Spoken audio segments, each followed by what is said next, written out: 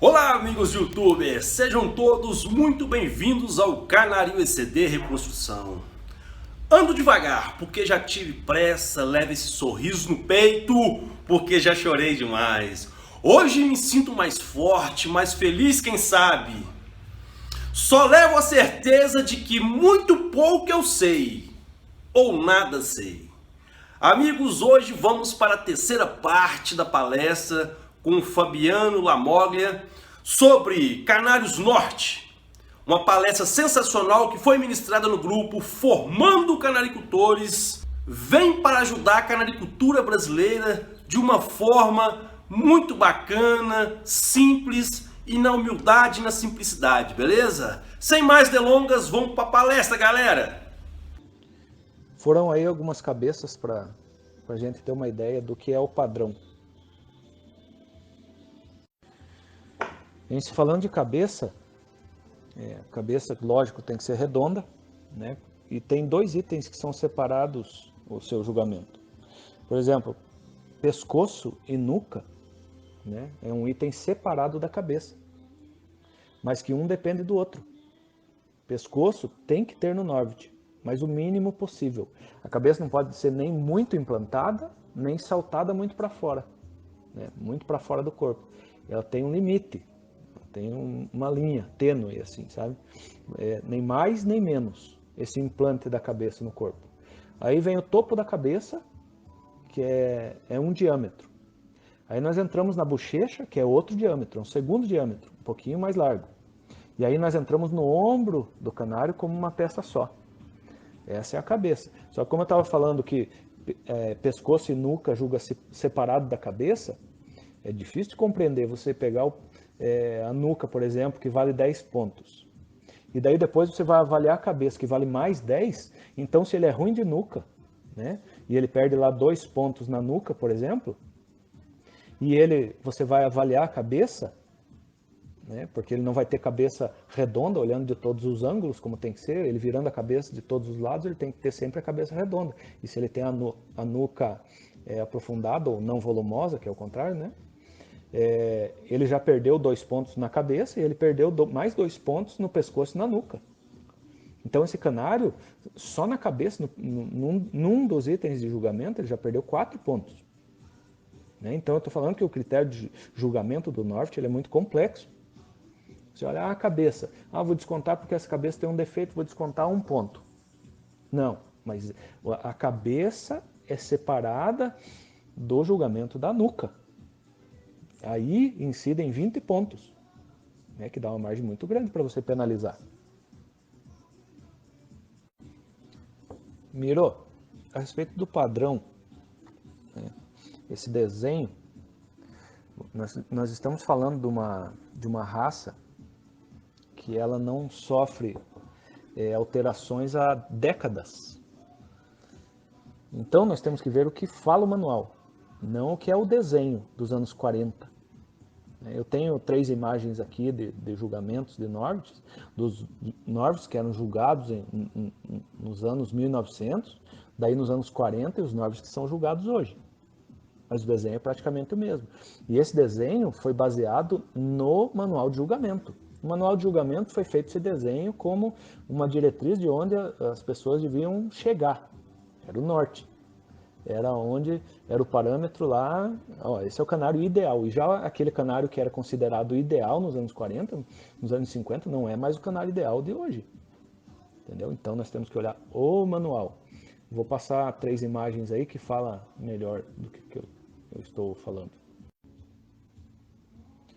Vale lembrar que, vamos falar um pouco de história, dia 20 vai ser postada a nova revista aí da FOB e tive o prazer de fazer um artigo com relação ao Norvit. E vai estar lá história, vai estar lá várias informações que eu coletei aí e tive o prazer de colocar lá naquele artigo, né?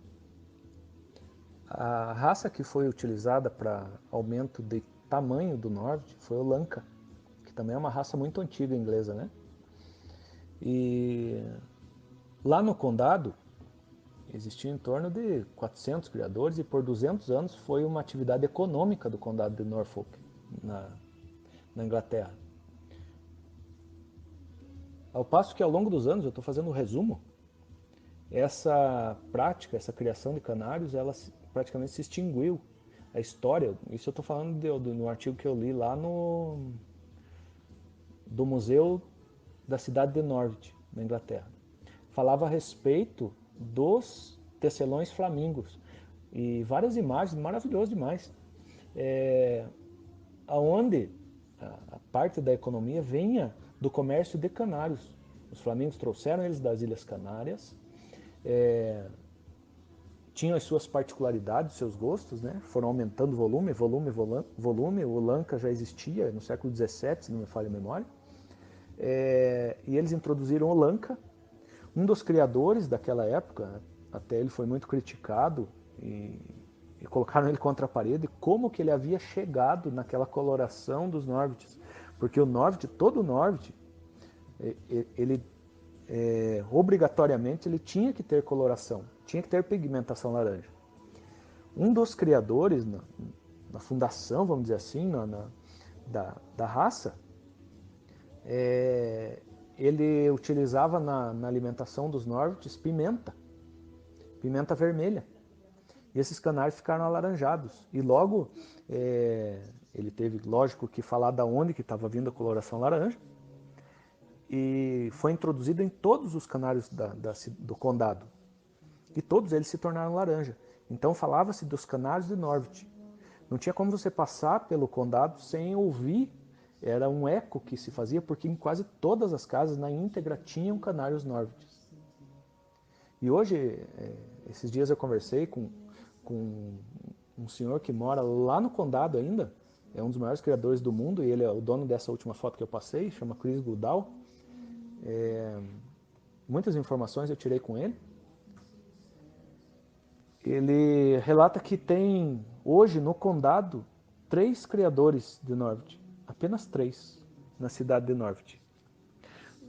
É tão famoso o canário Norwich na Inglaterra e no condado que o time de futebol se chama Canarinhos.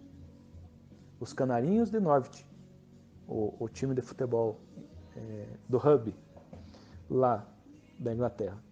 Então tem muitas histórias interessantes. É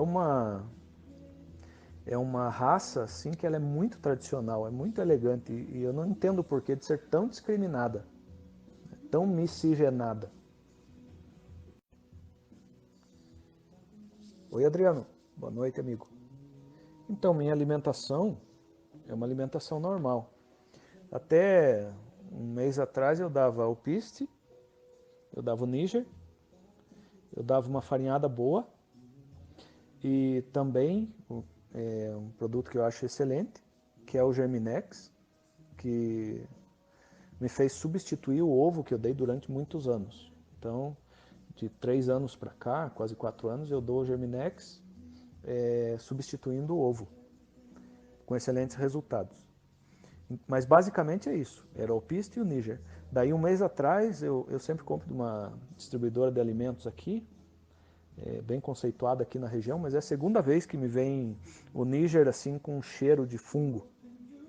Então eu devolvi tudo e faz um mês que eu não estou dando mais Níger. Então é alpiste, uma farinhada, sempre umedecida, nunca dei farinhada seca, sempre úmida, todos os dias, isso é sagrado, com Germinex.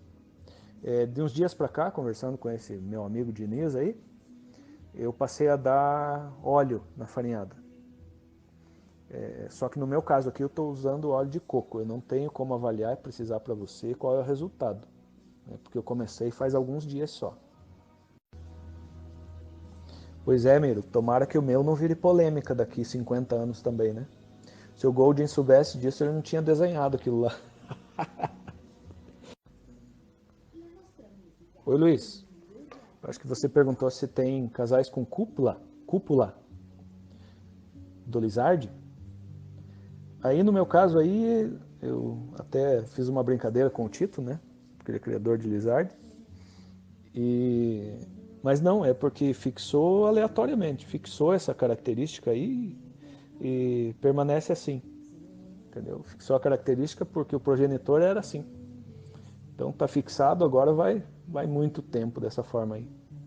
Mas não tem cúpula não. Não importa muito a cor não, importa a morfologia. Tem muito canário desse aqui, dessa foto dos anos 40 sendo julgado por aí afora. Tá na hora de mudar esse parâmetro aí. Oi, Matheus. Tudo bem? Então, menino, eu crio mais melânicos porque eu sou melânico maníaco. Desde que eu comecei a criar canário, eu comecei nos verdes e azuis, né? Tudo que é azul eu adoro. Tipo, York eu tenho já quase 30 azuis. Na maioria 100% melânicos. Tá aqui guardadinho igual tenho meus azuis Norvites. Isso é por uma questão de gosto. Mas o que eu entendo, nós partimos de um canário que precisa muita estrutura na sua plumagem. Imagino que isso é genético. Nós temos um canário que partiu do ancestral, certo? Que o ancestral tem cor de fundo, na verdade, que seria o lipocromo, e tem as duas melaninas, a melanina negra e a melanina marrom. O que não ocorre, por exemplo, num lipo. Por isso um lipo é tão difícil você acertar a plumagem, porque ele tem dois déficits na plumagem. Ele tem falta de melanina, e a melanina é necessária para que a plumagem seja completa. Eu estou fazendo um resumo de como eu entendo e por que é tão dificultoso você criar o lipocrômico no padrão de que você cria o melânico. Talvez os nossos melânicos deram uma evoluída mais rápida, mas eu percebo que os lipos também estão evoluindo rápido também. Eu sou muito curioso, por exemplo, no ano passado, eu vou lá no Campeonato Brasileiro, eu olho canário por canário, sou muito curioso, assim, sabe? Seja bom, seja ruim, eu olho todos. Eu faço comparativo, sabe? Porque uma coisa que você tem que fazer é treinar o teu olho, né? Para que você possa, depois do olho treinado, você trabalhar na tua casa. Porque às vezes você está fechado dentro do teu plantel, você imagina que todo canário é assim, nem todo canário é assim. Você tem que sair fora para fazer um comparativo. E você não está podendo trazer o teu plantel para junto daqueles canários que estão lá no campeonato. Né? Então, eu imagino que a dificuldade, eu sempre converso com o pessoal lá de fora, por exemplo, hoje ainda conversei com um amigo meu, que ele cria Norvites Ágata. Eu recordo a cidade dele, da Noruega, eu acho. E eles lá fora, eles não têm um gosto pelo melânico, como nós temos. Quando eu vejo um azul, por exemplo, a gente tem todos os amigos do Facebook, criadores daquela raça que a gente gosta.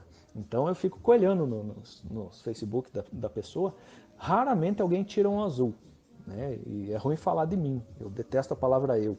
Mas eu imagino que o maior plantel de Norvites azuis do mundo está aqui, no meu criatório. Mas por quê? Porque é uma questão de gosto. Eu gosto disso, eu gosto de trabalhar isso. O meu foco é isso, entendeu? É o que eu mais gosto. Eu gosto muito mais de um azul do que um branco lipo 100%. Já a maioria das pessoas gosta do branco lipo 100%. E essa questão de gosto é o que impera lá na Europa, em todos os clubes. Se você pegar, por exemplo, o clube italiano, você vai ver 98% de canários lipo, né? Muito, 90% de canários lipo, na sua maioria intenso lipo. Esses são os mais desejados. Daí o branco 100% desejado. Daí aqueles que eles dão pouca importância é o melânico. Entendeu? Já eu olho com outros olhos. Se eu tenho 9 canários lipos para eu olhar e tem um melânico lá no cantinho, eu vou lá correr olhar o melânico. Porque é uma questão de gosto. Fala, Missinho. Tá bom, meu querido? Firme. Então, cara, são duas coisas tão diferentes que pra gente que bate o olho se torna tão normal dizer que um é Crest e outro é Norte. Mas, veja, primeiro partimos do tamanho, né? Geralmente o Norte é 16 e também o Crest pede 16, mas a gente vê que o Crest ele já passou os 16 centímetros faz tempo, né? A pontuação de um Crest, né, a maior pontuação dele está na cabeça, certo? Que vale metade da pontuação dele, 50 pontos. O Norvit, a maior pontuação dele está no corpo, na talha, por exemplo, que é 25 pontos. Ou se você está falando da parte fenótipa da coisa, que é aquilo que a gente vê, então, cabeça diferente, pescoço longo, sobrancelha desfiada, asas mais longas, plumagem, flanco mais levantado, ele é mais fino, mais esguio, a posição é diferente, é 40 graus, do norte é 45 graus. Aí nós vamos para a rabadilha, ou rabo de galo, que é necessário no crest, é totalmente diferente. A pestana, ela é desfiada e ela cobre o olho. O norte, obrigatoriamente, ele tem que mostrar o olho. Então, o maior decréscimo é a pessoa cruzar um crest com um norte para achar que está fazendo alguma coisa. É a mesma coisa que cruzar um lanka com um york, né? Então, o rabo de galo, por exemplo, às vezes tem muito crest que não tem o rabo de galo. Por quê? Porque foi passado o norte e aí eliminou o rabo de galo. E aí vira um meio termo, né? O crest puro é inconfundível. Inconfundível. O norte puro também é inconfundível. Talvez para o iniciante. Se ele for comprar de alguém, geralmente a pessoa quer comprar alguma coisa barata, daí ele compra um canário miscigenado, que é aquilo lá que a gente está querendo eliminar faz tempo. Não sei se eu fui claro. Mas que bom que você perguntou, bonitão. Saudade de você, minha querida. Oi, Carlão. A forma é a mesma, né? A forma de peão é a mesma. A diferença vai ficar na época de criação, que a fêmea fica mais redonda, onde ela aumenta a alveira, né? Fica mais protuberante ali a alveira. Mas a forma é exatamente a mesma. Eu tenho uma imagem aqui para te mostrar, que eu tirei de cima. Ah, mas eu já coloquei essas imagens. Olha de cima que elas têm bem a forma de peão. Então aí acho que não fica dúvida. Isso aí é algo básico no Norvit. Norvit comprido, Norvit que aparece as coxas, Norvit com pescoço longo. Isso aí tem que eliminar tudo, porque é um defeito grave nos Norvits. Adriano, você pode fazer, para tirar azul, os meus aqui, eu parti de um melânico com um branco pintado. Isso faz tempo. E tendo o fundo branco e tendo a melanina, você pode trabalhar do jeito que você quiser, só que vai demandar um pouco de tempo, dependendo do que você tem. Às vezes o canário é pouca pinta, quase lipo, é um lipo pintado. Se você colocar no melânico, você já tem no genótipo do canário o azul. Ele está pronto no genótipo do canário. Ele tem desde o pouca pinta, ou muita pinta, até o 100% melânico. Está no genótipo dele. Vai depender de como você vai trabalhar no segundo ano. Se você voltar esse canário, por exemplo, vou te dar uma dica. Você pega um branco pintado, pode ser em qualquer canário, porque ele é dominante. Você vai tirar 50% de fundos brancos e 50% de fundos amarelos ou nevados, né? Eu não sei se vai pôr no intenso, né? Não é a questão. Não é uma ciência exata que você vai tirar 4 filhotes, 2 vão ser fundo branco, 2 vão ser fundo nevado. Mas o que você tirar de fundo branco, você pode muito bem voltar esse fundo branco naquele melânico nevado que você tinha, que você usou no primeiro acasalamento. Aí você tem uma carga melânica muito maior, né, na prole, nos filhotes. Uma carga melânica muito maior. Por exemplo, no segundo ano vai nascer um canário somente com a cauda com uma pinta branca. Aí você vai trabalhar esse canário de volta com fundo branco, o filhote fundo branco, por exemplo, em um outro melânico 100%. Aí você já trabalha a linhagem melânica 100%. Eu trabalhei tanto a linhagem melânica 100% que eu fiquei 2 anos sem tirar fundo branco pintado. Não conseguia tirar. Eu tive que abrir tanto sangue, colocar em lipo, colocar em intenso lipo, para que eu pudesse voltar a ter os fundo branco melânicos pintados. Ficou tão homozigoto a família que dava só azuis 100% melânicos. Oi, Luiz. Boa noite, irmão. Cara, a vontade é grande. Eu acho que falta boa vontade dos criadores, né? Mas se nós formos contar quem são os criadores, não são muitos. E você sabe que precisa união entre eles para que isso aconteça. União e mão na massa. Porque para fundar um clube especializado, Falar a verdade para vocês, isso foi um sonho, isso é um sonho que eu tenho já há muitos anos. Fundar um clube especializado do Norvit. Espero que um dia isso aconteça, né? Com esses novos criadores que estão vindo, a união entre eles, a troca de informação, tem juízes envolvidos no meio. Você mesmo tá pegando um gosto pela coisa, né? Já tirou um monte aí que eu sei, só coisa boa. Então, nós temos matéria para trabalhar um clube especializado, para fazer bonito, trazer um juiz de fora para que possam julgar os nossos canários. Então, eu acredito que num futuro não muito distante a gente vai concretizar isso aí do Clube do Norvit brasileiro. Clube do Norvit brasileiro. Como nós vimos essa logo italiana, logo nós vamos ostentar a nossa logo. Clube do Norvit do Brasil. Norvit Clube Brasil. Ficou bom, tá bom? De repente, Luiz Fernando Albuquerque como presidente. Ficou boa, ficou melhor ainda. Então é isso aí, galera. Fiquem super atentos com a quarta parte da palestra. Está sensacional e eu penso que vai estar ajudando muitos criadores, principalmente os iniciantes na canaricultura, beleza? Amigos, um forte abraço para todos e aguardo todos vocês na quarta parte. Até mais, fique com Deus. Tchau, fui!